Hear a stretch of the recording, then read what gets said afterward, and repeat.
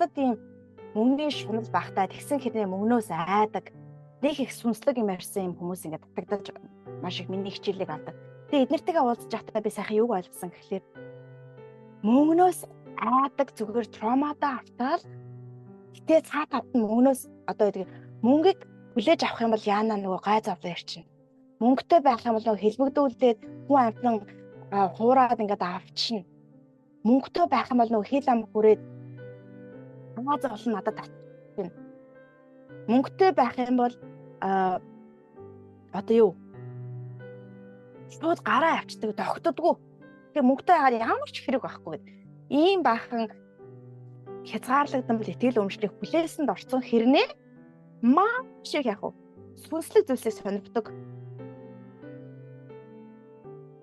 Тэгэд хөгжөд байгаа юм шиг хэрнээ мөнгөний хүлээсэнд автсан байгаа тийм яг нь хэр дарцыг тийм хүлээсийг би өөрийнхөө комьюнитигаас харсан байхгүй. Тэгээд юу гэж хэлж байгаа гэхээр одоо хэдүүлээ мөнгө гэж дуртай хэл. Мөнгө гэдэг чинь зүгээр л нэг орчин үеийн нийгэм бүтээсэн нэг арга хэрэгсэл байхгүй юу?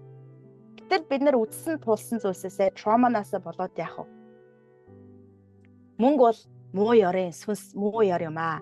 Мөнгөтэй хүмүүстэй худлаа явц зүгөө хүмүүс байдгаа. Мөнгөтэй хүмүүс урам мэхлэгч нар байдгаа.